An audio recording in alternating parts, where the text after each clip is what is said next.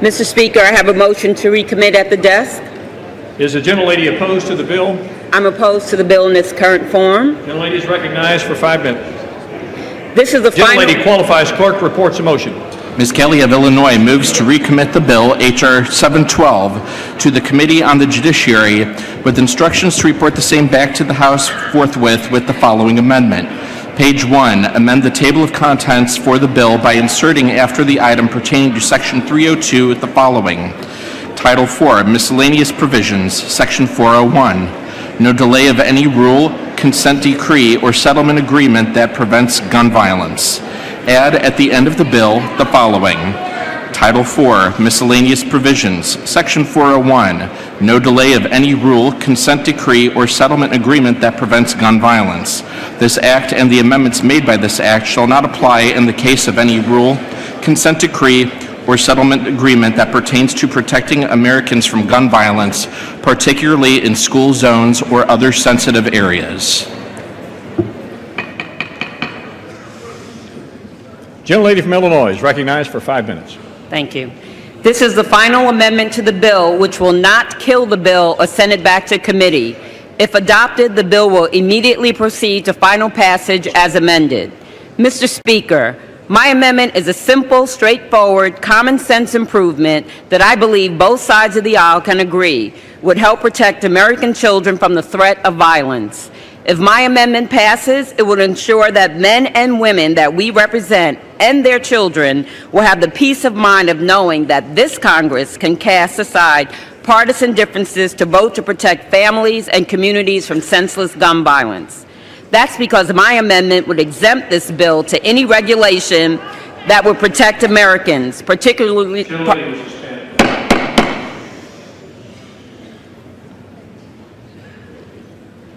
Gentlelady may resume. That's because my amendment would exempt this bill to any regulation that would protect Americans, particularly young children, from gun violence in school zones and other sensitive areas.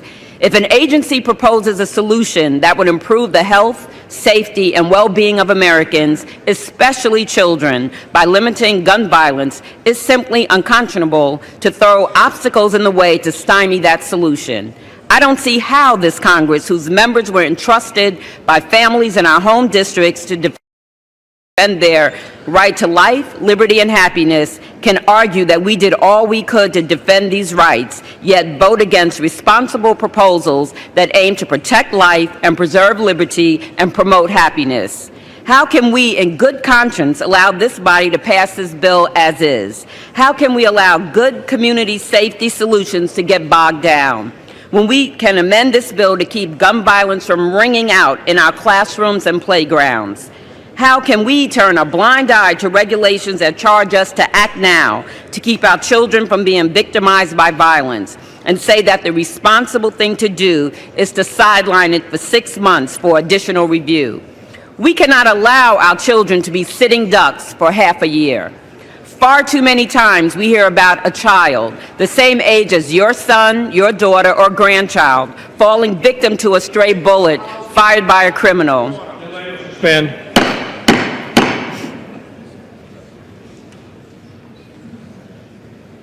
Gentlelady may resume. Someone who shouldn't have been able to purchase a gun but found a way through loopholes in our laws.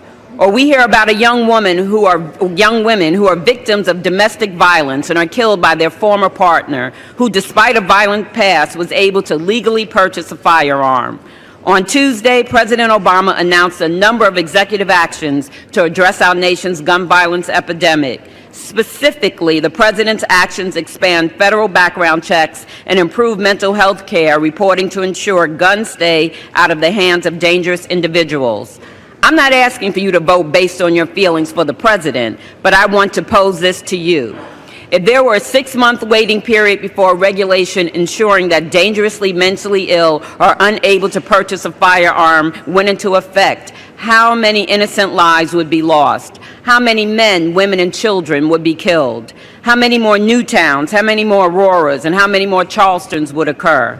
How many more of my young constituents in Chicago and Riverdale would I lose to gun violence after being shot by a stray bullet on their way home from school? I support policies that are thorough and measured, but I cannot support policies that prevent health and safety regulations, especially those that ensure the well-being of children, from immediately being enforceable.